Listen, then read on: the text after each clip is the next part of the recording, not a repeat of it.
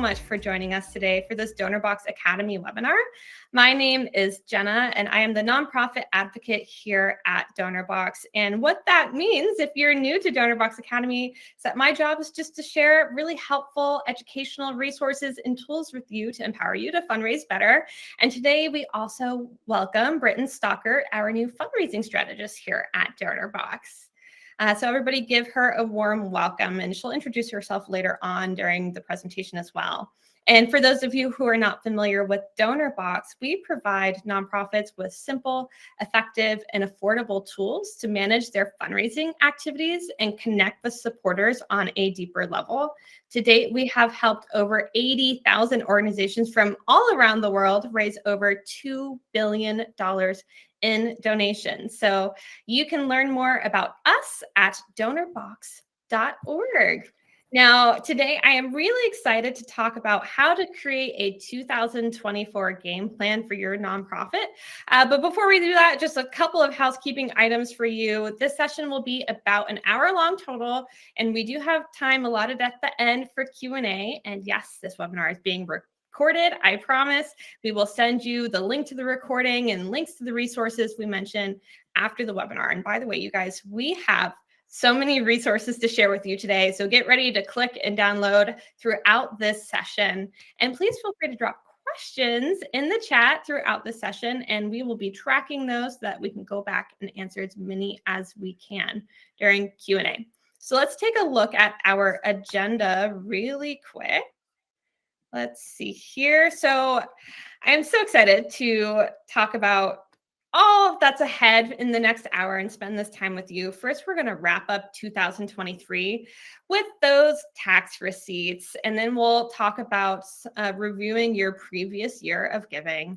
And then we will move into 2024 with a walkthrough of goal setting and communications planning.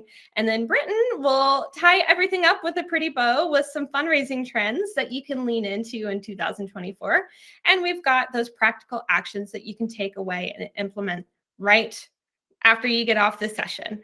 So without further ado, I'm going to take a sip of water and we'll dive right in. Okay.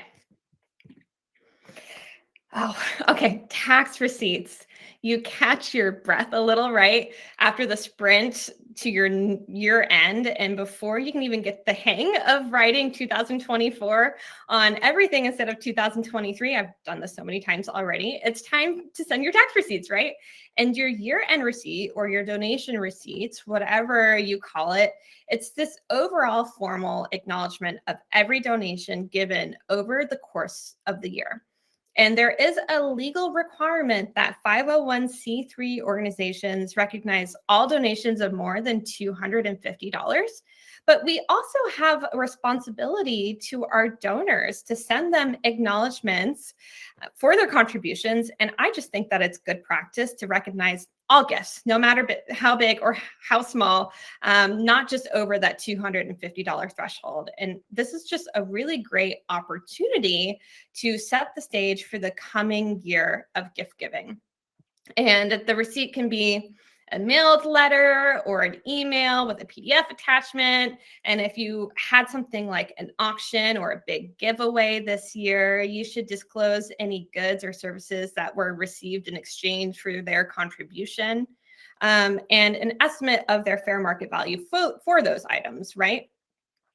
And a tax receipt can be boring. For sure. I promise I'm going to try to make this section as exciting as possible. But since you're putting in the time and effort to create something for your donors, you want to take this as an opportunity to make your donor feel your gratitude, right? It's like saying, hey, we see you, we appreciate you, and show them the impact of how their gifts were put to work for the better, right? But first, before we dive in, I've got a poll question for all of you that I'm going to launch now. So please take a moment to answer that. And I'll give you just a few seconds. How do you distribute your tax letters? Mail, snail mail, both, other? So curious to see if it's other, what that is in the chat. And it looks like most of you are doing email, but it's a pretty good split. Excellent. Okay, thank you so much for those responses. Now, for those of you who are Donorbox users and joining us today, Donorbox has made it really easy for donors to contribute. So we've also made it easy for your organization to say thank you. And as I said, sending out these year-end tax receipts is a really great way to thank your donors and acknowledge how much their donation means to your organization, the impact that they had through their gift. And this is also an essential way to wrap up 2023 and a great opportunity to set the stage for the coming year of gift giving. So to help your organization be even more involved with its donors and help them with their taxes, we created a feature within Donorbox that allows you to send these year-end tax receipts with just a couple of clicks. But before we, actually, we already launched the poll question, so we are good to go. So I want to move into a super quick tutorial. For those of you who are Donorbox users, pay close attention. I do have a blog to share with you as well. And for those of you who are not, maybe consider joining our platform in the new year so that you can make this process as easy as possible. So to edit the template of your year-end receipt, this is what you're going to do. You're going to log into your Donorbox account through donorbox.org as you normally do, and head over to the Engage tab on the menu bar, and then click the tab labeled Receipts down there at the bottom. So it should be readily available. You can see it pretty easily. And then from this page, you're going to navigate to the Yearly Receipts tab and click on the Settings gear that you see there. And then once you click on that, you'll be brought to a page where you'll find the option to edit your fiscal year period. So you can select that specific period, your year-end donor receipt, and your year-end donor email template. So lots of customization here. So this is what the full page will look like when you click on those edit settings. So you'll see the email settings up at the top, and then the PDF receipt settings below that with a preview to the right, which you're not seeing on the screen here. So there's a closer look at the email section here. The year-end donor email is the message that your donors will get to their inbox, right? So you want to start by editing the subject line with something really compelling, but make it clear they're going to be looking for their year-end tax receipts. So you should mention that in the headline, right? And then start by editing the body of the email as well. So don't forget that this is going to contain your email, your receipt attached to this. So you can customize this message with links, with photos, even with videos, using the expanded menu options. So you can see on the screen here, there's a plus sign that you can expand and add in all these things. So this is a really great opportunity to truly customize your thank you, this acknowledgement, do some storytelling, tell them how their gift made an impact. You can add in these variable fields to address them by name, right? You don't want to say, dear donor, da da da da da. Your gift help us. No, how did they impact with their gift, right? So you can really get creative here. And then once you've edited your email, you'll have the opportunity to preview it, exactly how your donors will be viewing it. So that's right there at the bottom. Now, here's a closer look at your PDF year-end donor receipt. And the year-end receipt is a summary of how much a specific donor has contributed to your organization, right, within the certain time period. So it includes your organizational information and a summary of donations. So make sure that all of your organization information is accurate and complete, since this is going to be auto-generating a PDF receipt for each of your donors. And then after editing the receipt, you'll be able to download a preview, and this will give you some test data of the receipt that your donors will get. So again, you can really customize this to whatever your needs are. And then once you're satisfied with these settings, it should only take a few minutes. All you have to do is click that yearly receipts button or tab up at the top, and it will refresh the page. And then you'll just filter for the donors that you wish to send the receipts to and click the corresponding button at the bottom. It may take up to 15 minutes for all of your donors to receive their receipts, but that's not so bad, right? And that's it. It's easy. It's customized. Your year-end donor receipts will only take a few minutes. So hopefully this will help a little bit of your scramble. And I do see some questions coming in specifically about the receipting section, and we'll do our best to answer those at the end during our Q&A. So thanks for hanging in there with me. Okay, so here I wanted to show a little template. Again, your year-end tax receipt is a really great place to combine elements that we talked about. So that note of gratitude, a story of impact, and you can really just go beyond that generic and impersonal letter and make it really good. And what I'll say here, and I don't say this often, I've seen some organizations that have had really great success with adding a giving appeal to their tax receipt letter, asking previous donors to renew their support in the new year. And it's not often that I say convolute your acknowledge with an ask, right? I don't usually say ask when you're giving gratitude, but I think this is the only instance where, or not the only instance, but one of the few instances where it's okay to add an ask in with a note of gratitude. So I've got a really great handout with a couple of year-end tax receipt templates that I'm going to go ahead and launch now. And you'll see that in the left-hand side of your screen, or sorry, right-hand side. So moving right along, I think this is probably why many of you are here. We're going to look into 2024. I cannot believe we're in 2024. That is just wild. But in order to look ahead, we actually have to start by looking back. So we often talk loosely about goals, right? But where do they fall in your overall plan? So here is an illustration to help explain what I'm talking about. When we talk about planning, we group together so many elements. So again, look at this illustration. Your mission informs the goals for the plan, specifically what you want to accomplish, right? And then your tactics include the types of fundraising to be used, like peer-to-peer fundraising, direct mail, events, corporate giving, whatever that may be. And then all of these dictate the financial resources, so your budget, right? And a timeline gives you a projection of how long it will take to meet your goals. So whether your nonprofit organization is setting far-stretched yearly goals or short-term campaign goals, setting and meeting goals can be complex, right? So we've got a really great resource for you. So let's move into reviewing some goals.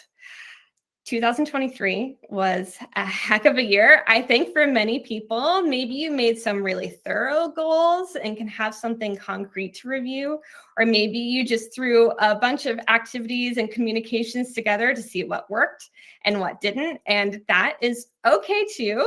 But what you need to do is take some intentional time now with your team to have a year in review meeting. So maybe grab a cup of coffee and sit around a table or meet across your computer screens, right? To talk about what worked and what didn't. And if you are a one-person operation, I know many of you may be, ask a board member or ask one of your most dedicated volunteers to join you in one of these year in review sessions. And what you'll do here is pull your year over year data, look at where you achieve success, and take an honest look at your weaknesses, right? This is really critical. We want to be honest with ourselves here. And don't skip over looking at those mistakes, because you can forgive yourself and then learn from them so that you're not apt to repeat them later, right? So what you see on your screen here is a worksheet that can be used to break down each goal specifically. And I'm launching a whole bunch of stuff at you today. So I'm going to go ahead and now launch this handout. And again, you'll see that on the right-hand side of your screen. Now, as we walk through this, I want you to consider these things. Did you achieve your goal? What was the result of that? What went well? What could you improve? And then how will you adjust this goal for 2024? Will you cast it aside altogether, try something else, or will you tweak it a little bit and try again? Will you build on it in some way? And this is really critical, right? And then something that I wanted to add in here is, I say this a lot. I say this so much. I am a person first and I am a professional second. So you can absolutely use this for your personal goals as well. I know I'll be doing that. Okay, so now as you consider what you'll do differently this year, also consider how you will measure it. It is always really great to practice keeping things smart. So this is specific, measurable, actionable, realistic, and time-bound. And we're going to talk through a little example here. Okay, so let's start with this goal. Several Donorbox customers have shared with us that they want to improve their donor relations. So I'm going to put that goal here. I want to improve donor relations, right? Simple. But we need to make it a SMART goal. So rather than saying, I just want to improve donor relations, you could say, I want to personally call all first-time donors who give $100 or more every single Friday in 2024. And you'll notice that the first statement that I shared is overall, it's vague, right? It's pretty vague. It's not working for us. And it's difficult to track it consistently because there's not a set goal timeline as well, right? But this one on the screen here is SMART. It's very specific. It's measurable. You can pull a quick report to see who falls within that $100 more gift range. It's actionable. You can check it off your to-do list every single Friday. What a nice way to spend your Friday, I think. And then it's realistic. It's not going to really tap out your capacity, and it's time bound. So you're doing this every Friday all year long. And what I'll say here is that the best plans are always organized, they are actionable, and they're easy to monitor. So this is an example of a SMART goal.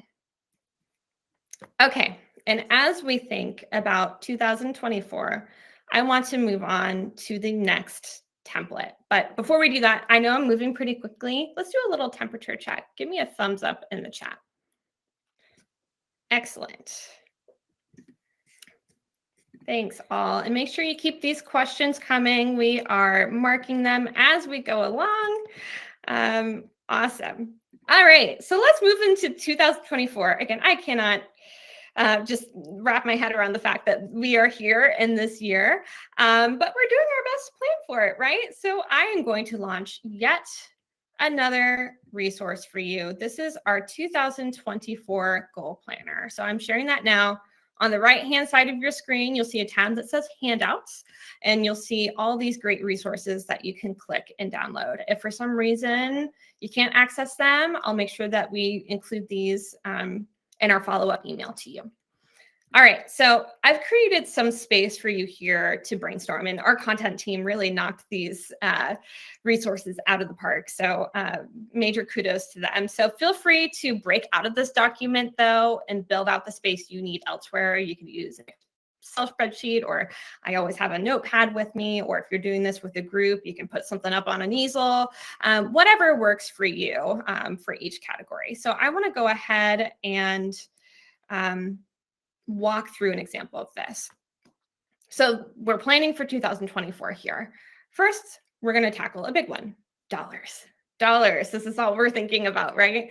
You'll need your data to help you go deeper here for sure. So in this space, you want to consider how much did you raise last year?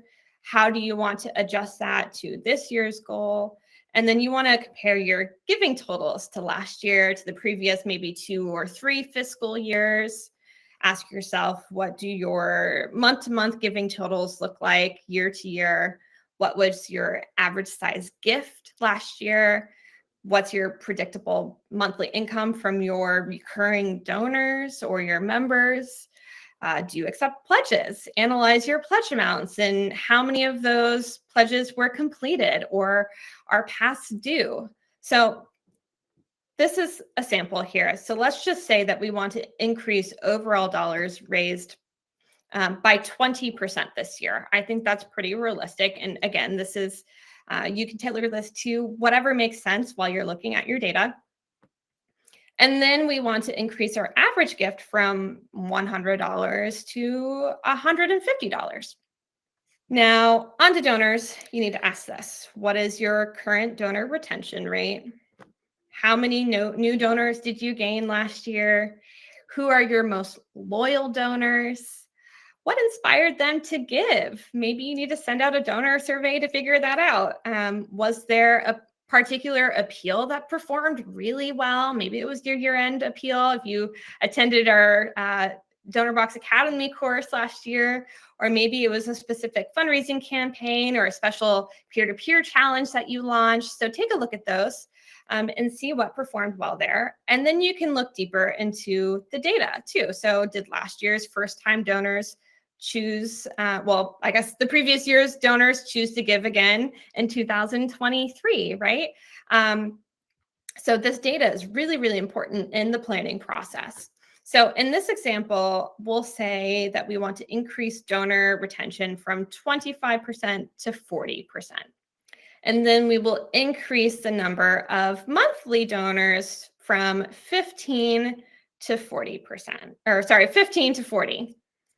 And then we want to acquire 10 new donors per month. And then remember, though, that these are goals. You want to identify some tactics to make this happen, right? All right, so now as we move on to budget, you might want to consider these things. Do you have the staff that you need, the support that you need? What tools do you need to help you do your job better, accomplish this better? Where did you spend money last year, and do you need to reallocate some of that money moving forward? So you'll plan to do this with each of these sections, right?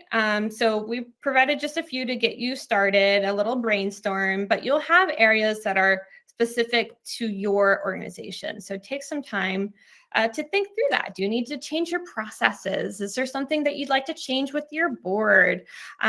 This really can be far stretched and run the gamut, right?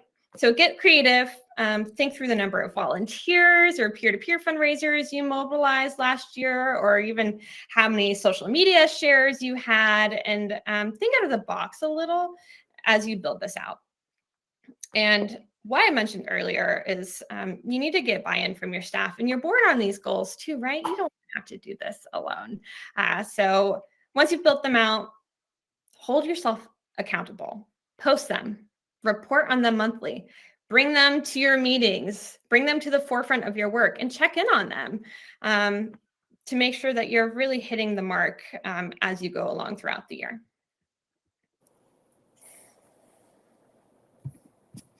Okay. And I'm just scanning through,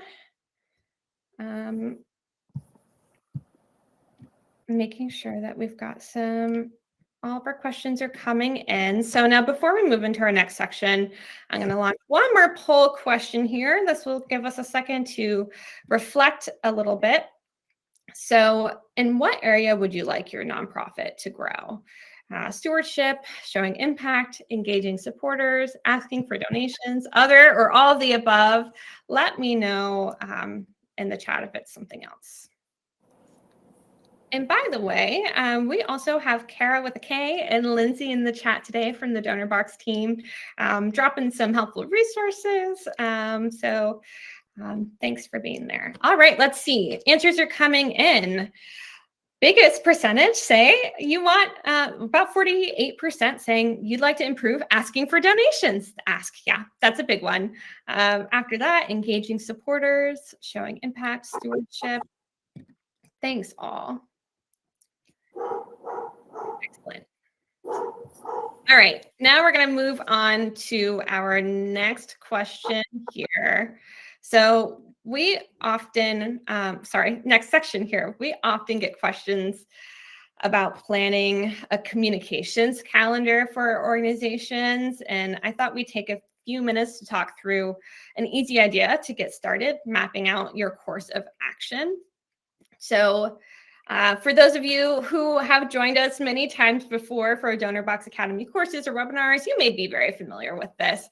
But for those of you who are not, we'll talk through it now. So I want to start at the very beginning.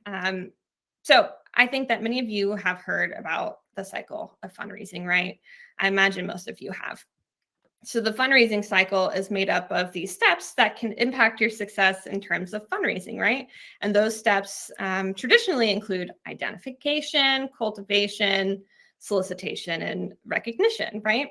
But we've created our own version here at Donorbox called the 5 A's of Awesome Fundraising. That way it's a little bit more easy to remember. So we're going to go ahead and walk through those here. And we can definitely go deep here. We can have a whole course on this, but for the sake of time, we won't. But I'll introduce you to a few of these. And if you want to learn more about this, drop us a comment in the chat, and that will help guide our conversations throughout the year. So at first, you want to attract new donors to your organization. And then you're going to ask them to come alongside you by giving, right? That big ask. And then you will promptly is the key here, acknowledge their contributions, account for your donations, and you'll do it again and again and again, right? Because it's a cycle. So commonly, I think that people think that fundraising is isolated to just asking for money. The actual ask only takes about 10 or 15% or less of overall fundraising time, I think. And what actually takes the most time is thanking, communicating with, reporting to, and acknowledging donors, right? Most of the effort happens before and after we ask for money. At least that is our experience here. So many organizations don't consistently communicate with donors. Many lack the schedule for emails or phone calls or social media updates. That's a full-time job. It can be, right? And these are the key to building these strong relationships with your donors. So organizations who do this well will really, truly stand out.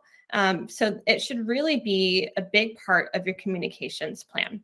So I want to introduce you to another resource, keeping with the 5 A's in our minds. This is our touch point timeline, and I'll go ahead and launch that now. So you'll see that again on the right-hand side of your screen under the handouts tab. So I've used this method pretty frequently as my own communications plan. It's a good exercise, but it's also easy to keep posted somewhere to see what's ahead. So go ahead and download this, and we're going to go ahead and just walk through a really easy sample of this touchpoint timeline together. So first, let's describe the activity that you need to accomplish. In this case, I think we'll plan for some ongoing donor phone calls, right? And then the cycle stage for this will be acknowledge, right? Because we want to say thank you. We're acknowledging their gifts. And our audience is going to be first-time donors. We want to make sure that we're thanking our first-time donors. And then we'll add in our lapsed donors who renew this year. And then we don't want to forget our big donors. So maybe gifts of above $500 or above $1,000, more or less, whatever is big for your organization. And then in this scenario, we'll also call our donors who just started a recurring monthly gift, right? So kind of covering all of our bases here. In this case, our dates are ongoing since we'll be tackling this throughout the year. So no set or end date because we're going to be doing it throughout the entire year. And then obviously for phone calls, you've got to use the phone. So that's the channel that we're using. Most likely we'll be leaving a lot of voicemails, but that is okay too. So make sure you have a script for that phone call and for that voicemail so that you're not caught off guard. Now we are going to add another task. Maybe we want to create a donor survey, right? Because we want to bring in all this information. We want to understand our donors more. We want to understand what compels them to give, what inspires them, what their communication preferences are. So that's what we're going to do next. So for this, the cycle stage is attract, as it means to capture, the attention and interest of both your existing donors or potential new supporters by involving them in your organization's activities and maybe even the decision-making processes. So here, again, ask them why they give. This shows them that you are interested in hearing what they have to say, and it will also help you shape ongoing strategies for the year. So in this case, we're going to send these to last year's donors. These would include those one-time and monthly donors, right? And then we're going to send it to our lapsed donors. So maybe donors who gave 2 or 3 years ago, but didn't give last year. And then we're going to start this project, on February 15th. That's coming up pretty quick. And we'll close it on February 28th. So that gives us about 2 weeks to have this survey open for our donors. And this will be completed digitally using a form creator like Google or JotForm or SurveyMonkey. So we'll distribute that via email. Okay, I filled out a whole nother example for you all. This time we will create an ask for a communications plan. So we have a spring peer-to-peer campaign coming up. So obviously the cycle stage is ask here. And we'll reach out to our board members and our key volunteers, people that we know are really invested and already rallying behind our cause. And this will run from April 15th to May 15th. And this will all be done using Donorbox's peer-to-peer fundraising feature, or whatever that means for you. And then we will equip our askers with some ideas on how to reach their own networks and some sample text to use to make sure that they're really well equipped for this peer-to-peer campaign. And then we'll be sure to follow up with a very prompt note of gratitude for anyone who donates. So there's an example of our touchpoint timeline. Again, endlessly customizable. It just provides you with a little bit of a prompt as you're planning your communications. Okay. Oh, I like one more example for you. So we might fill in the remainder of this chart with an impact report. So the cycle stage here is account, right? So then after that, maybe we'll be communicating with them about special activities, volunteer activities. So again, we're attracting them before we're asking them again. And then you'll keep the cycle going again and again and again. All right. So did I launch this already? I think I did.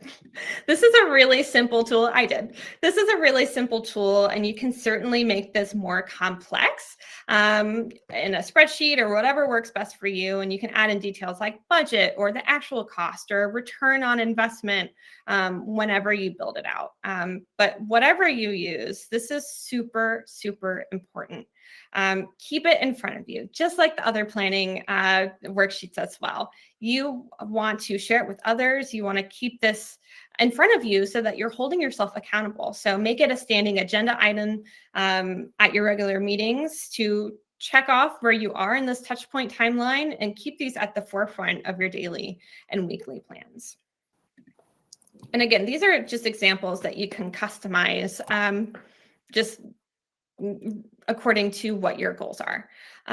Oh, and then I almost forgot, we actually have a awesome weekly planner that I personally have used for a long time. So I hope you find it helpful.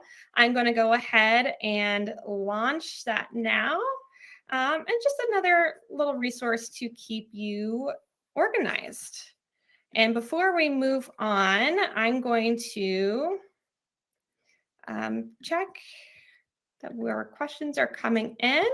All right, now I'm going to pass it over to Britt to wrap up our session with some fundraising trends that you should be considering in 2024. So Britt, I'll let you take it away. Awesome. Thanks, Jenna. That was great. That was super. Thanks, everyone, for joining. I'm Britton. I'm joining right here from Seattle. You might have heard my rescue pup barking in the background. I am a mom of 2 kids. Ever since serving from the Air Force 16 years ago, it's been such a long time, I've been in your shoes. I've worked at a number of nonprofits. Most of these have been startup and emerging nonprofits, and just really extremely grateful to be here with you all. I've been in your shoes. I know what it's like to navigate the challenges, and I'm here to be of a support, whether that's a sounding board, one of your personal coaches, or just having conversations like these. So super excited today. It's a new year. How's everyone feeling? Drop an emoji to just express the vibe you're going with today. But super excited to talk about what are some of the hottest trends that are going to help you raise more money in the new year. All right, so first up is this renewed emphasis on building trust with our donors and creating some really unforgettable experiences for them. Now you might think, well, hey, Brett, we're already doing this. This is not necessarily a groundbreaking trend, right? But I wanted to pull out, I read an AFP report, I think from Q4 of last year, that shows some staggering statistics. This is really problematic. 81% of new donors don't give again after their first donation, and only 43% remain loyal, right? We have a problem on our hands. What are we going to do? And so if there's an ethos to take for the new year, it's really embracing this more humanistic touch to fundraising. What that looks like is we really need to see our supporters as not just people who dish out money, right? They're not just transactions. These are valuable partners. They're along for the ride. They're just as deeply committed as we are in our missions. So how are we going to achieve this? Well, throwing out 3 simple best practices. None of these are rocket science. 1, get to know your donors, right? Get to know them like your friends, like your family. I want to ask you, let me know in the thread right here, how many of you have CRM tools in place? Asking a little bit further, are you using them, right? So you're going to want to go in, log into that baby and pull those reports to understand what makes your donors tick. What are their giving trends? And then you're going to create messages that really feel like you're talking to them. Number 2, it's all about authenticity in 2024. We live in a world of perfection, of curated content. We have all the filters. People are seeing through it. They're really yearning for those real, raw, and genuine connections. So be genuine, and in every interaction that you have with your donors, keep that at the forefront. And 3, keep the conversation going. As fundraisers, I've been in this cycle.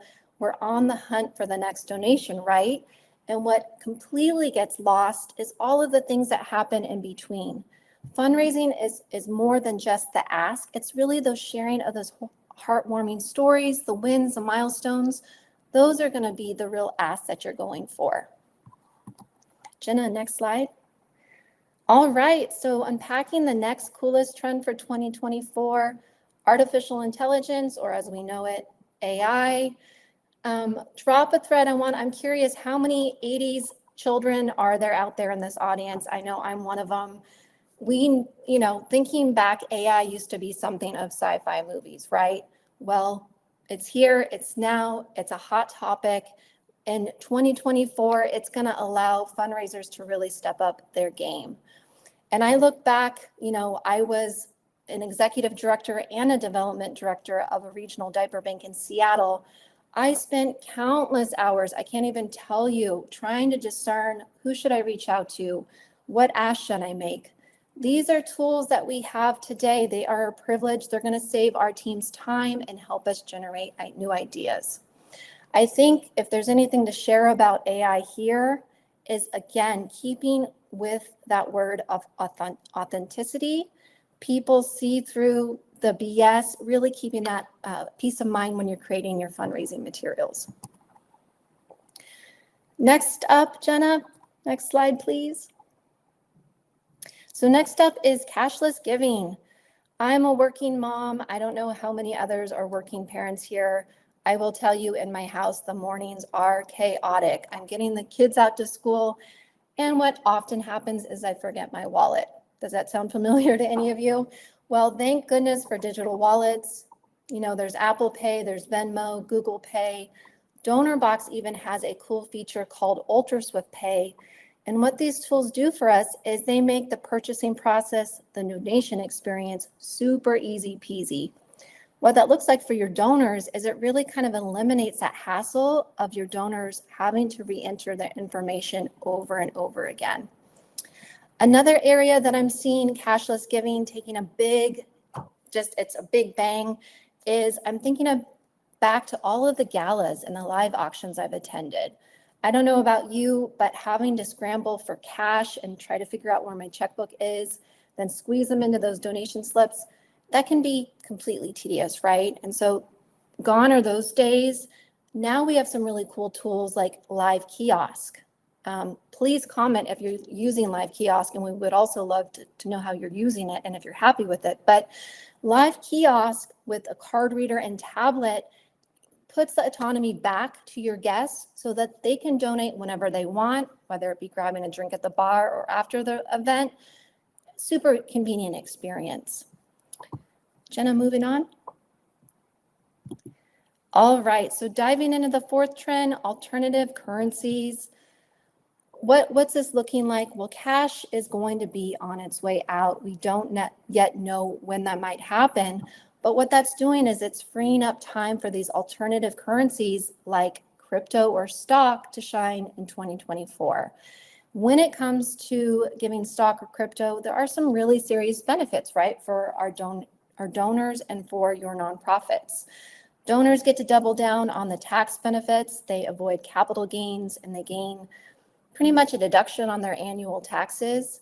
And for nonprofits, what that really looks like for you is there is a good chance you're going to be potentially receiving larger gifts because donors may have fewer liquid assets to give. So that's a very cool trend in 2024. And wrapping up for the final trend of the new year is experience-based fundraising. You know, long gone are traditional galas and auctions. People in all sectors, they're looking for companies, they're looking even for nonprofits that deliver these fabulous immersive experiences. And, you know, donors are no longer just wanting to be asked for money, they're wanting you to get creative with your events. And so if I can think back to nonprofits really doing some amazing immersive things, I would share one nonprofit called Charity Water. Let me know how many are familiar with Charity Water. Charity Water has really tapped into modern day technologies to really make their attendees not just hear about the mission, but live and feel it. You know, at one fundraiser event, Charity Water, they gave out VR goggles. Attendees could virtually walk with the young girl in the village every step of the way. I think Charity Water even added mist and heat in a nearby water station. And I just thought that was a really cool way to kind of deliver this multi-rich sensory experience to again, deepen those relationships with your donors. Two other trends that we're seeing, keep up with those fundraising competitions. You know, people, I liken it to playing Mario Kart with my son, that adrenaline, coming into the victory lap. Think of fostering engagement through friendly competition. Implement prizes for your top fundraisers. Use those peer-to-peer fundraising for every campaign that you create and those leadership boards. And coming in hot as the third type of experience-based idea are those membership programs that you have. What better experiences for your donors to join an enriching membership program than what we offer in Donorbox? I know in 2024, these membership programs should really offer you some perks and exclusive access. And yeah, so that's it. And, you know, as a former ED and a development director, we face challenges, right? There's some serious budget constraints, there's inflation, there's escalating cost, but these hurdles are really these opportunities, these beautiful opportunities in disguise. So just encouraging you, think outside the box, innovate, and be more intentional in the interactions you have with your donors. Jenna, do you want to take it on the next slide? Got it. Absolutely. Thank you so much for sharing those trends, Britt. I think those are pretty spot on. And actually, we have a blog that dives deeper into all of these trends. So I'm going to go ahead and launch that now. And you'll actually see that on the bottom corner of your screen. This is a great article that Lindsay, who's in the chat, just published here. And you can read a little bit more about each of these. Now, okay, before we leave here, we have some practical actions. We also have a really special offer for you guys. So please hang on until the very end. We don't want to leave you with all this information without practical ways to implement this at your organization. So here you go. Simple and easy. First, I'm really encouraging you guys to carve out time to review your 2023. I know that 2024, at least for me, took off at light speed. Oh my gosh, but there are so many lessons learned from the past 12 months that will really help direct your steps that are yet to come. So just take an hour or two and make it fun, right? It doesn't have to be serious business. It can be really cool and collaborative. And next, make your SMART goals. We shared that downloadable. And again, that's in the handouts tab on the right side part of your screen. And just take a look through this, create your SMART goals, work through this. It might take a little extra work, but it's definitely worth it. You want to make sure that they are very specific and not vague goals, right? And then keep these goals right in front of you all year long. Hold yourself accountable, hold your team accountable, find someone or others to hold you accountable too, right? This is a group effort. And then lastly, what I'll say here is do not be intimidated by communicating. Yes, it can feel like a lot of work. It's ongoing, right? And it's really important, but you really want to use technology to personalize and automate so that you can scale effective donor communications. Anytime a donor gives through Donorbox, they get an automatic thank you and receipt. You can personalize those with a great video or images and really make your communications feel special. So again, work through that communications the touchpoint timeline that we shared with you, again, in that handouts tab, and just make a plan, because without a plan, it can be hard to maintain, right? And Brian, you are a rock star. Thank you for sharing all those in the chat. Yes, you're hired. Perfect. Now, before we jump into Q&A, I have a special offer for all of you as you set your sights on achieving big goals in 2024. We are here to introduce two powerful solutions that will really help supercharge your fundraising efforts this year. So that is Donorbox Pro and Donorbox Premium.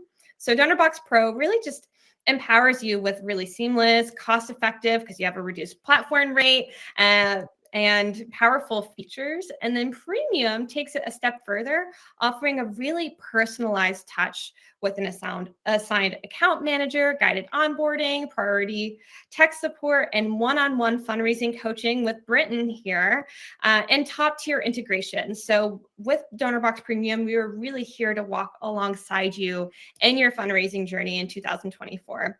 So here's an exclusive deal for you. Just because you attended this webinar today, when you book our meeting with one of our fundraising advisors, you will unlock significant package discounts.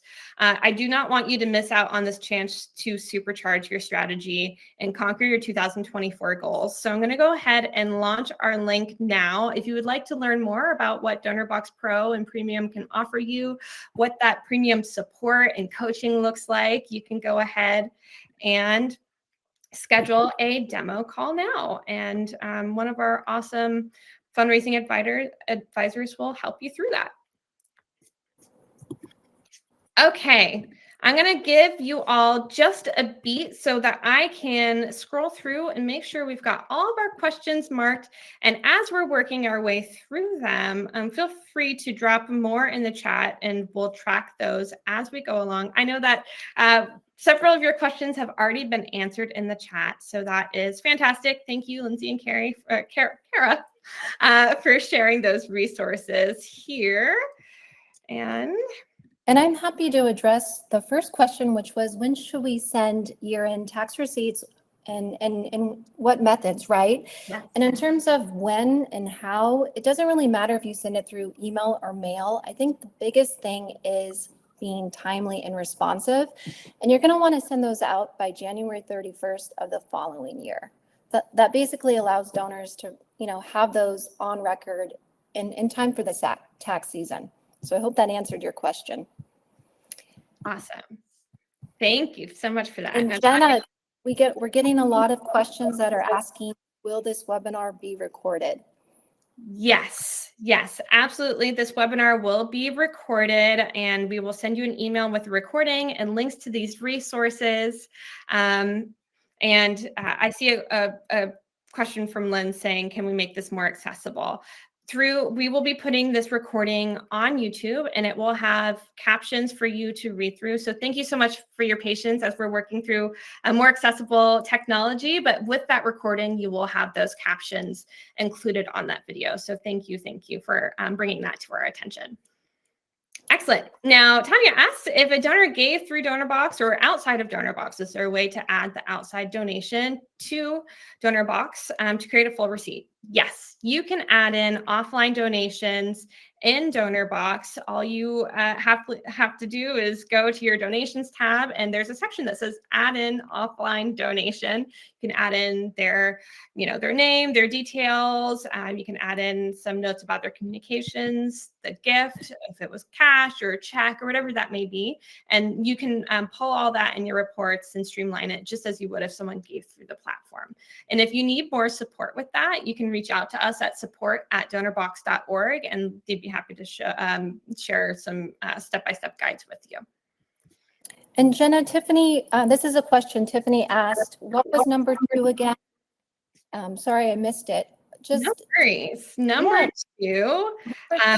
Do you want to do it, Jenna, or I'm happy to do it? Well, so number 2 is leveraging AI for fundraising. So that can look like a lot of different things, as Britt shared. Most important lesson here is to be authentic. You don't want to use AI to write your entire fundraising appeal, right? But it can be really helpful with the right prompts. So we're seeing that more and more, and AI can help you with prospecting and streamlining processes too. There are a lot of ways to use it. And I think that Lindsay shared a really great blog that Donorbox wrote on AI and different ways to utilize it. Let's see. And let's see here. We're working our way through.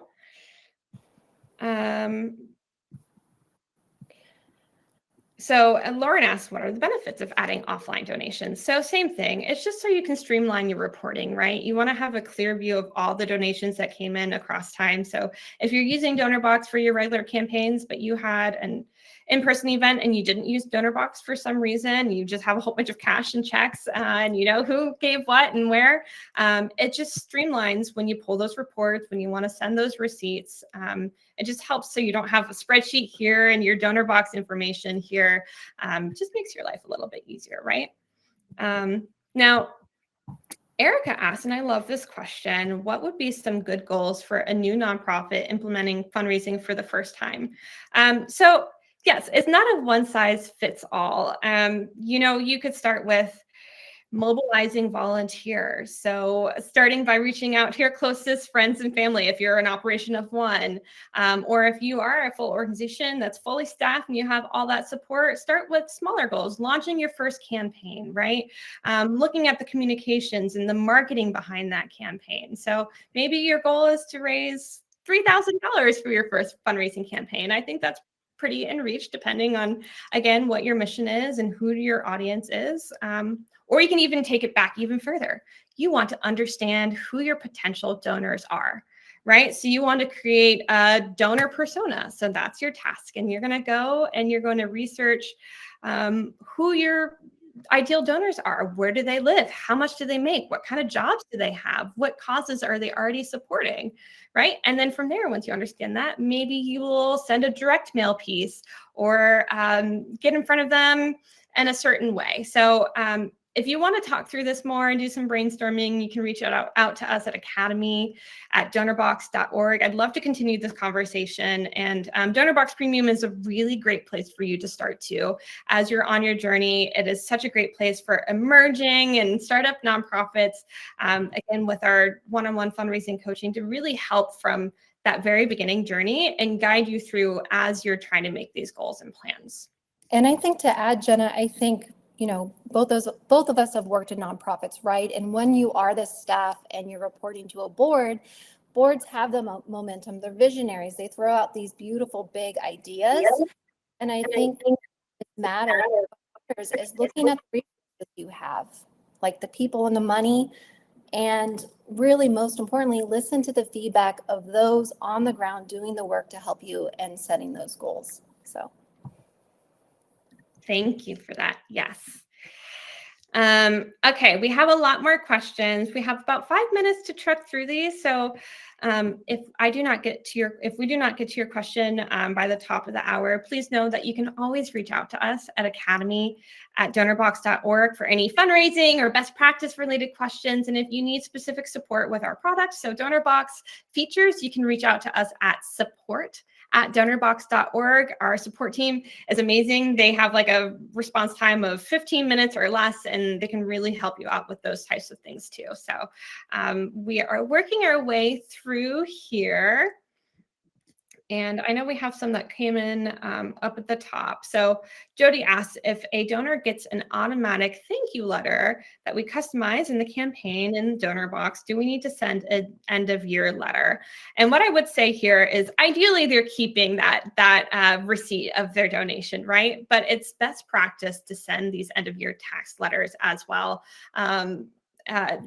You should make this best practice for all of your donations. Again, $250 or more. If someone's giving $5, that's up to you. Again, I think it's really important to address and acknowledge all donations, no matter what the size is. But yes, it is best practice to send these year-end tax receipts, even if you sent them an automatic receipt right after they gave. I'll go for it, Britt.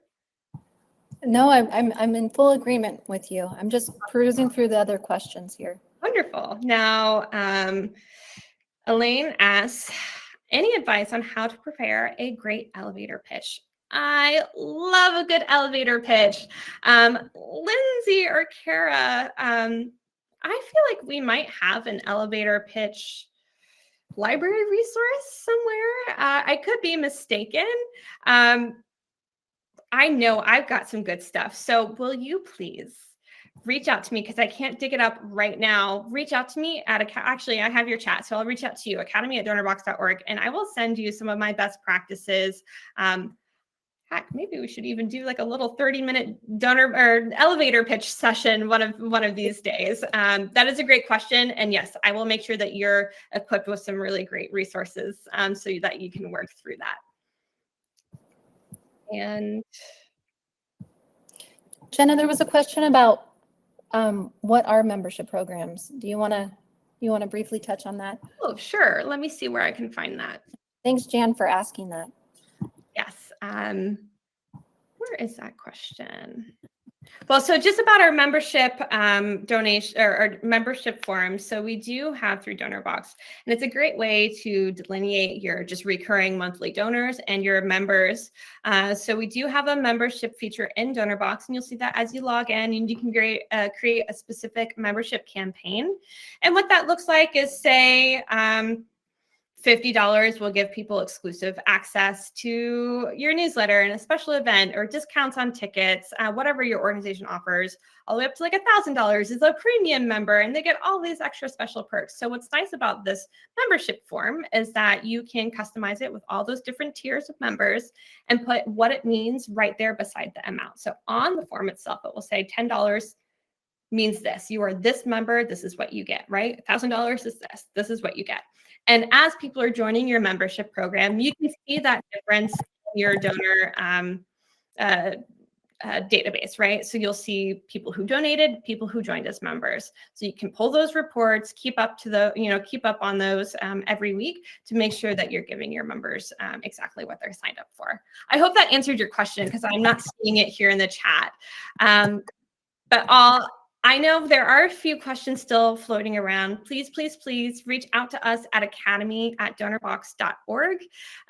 If you'd like to take this conversation further, we would love to. And you can also reach out to support@donorbox.org for any of those tech and tool questions that you may have.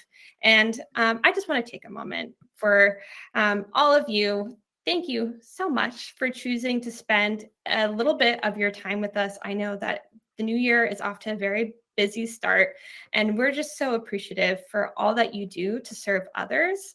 We know that the work that you do is incredibly important, and we are really just so proud to offer you the tools and resources to support you in that mission. So thank you all. We hope to hear from you soon. I will reach out to some of you with some goodies, and have a great week.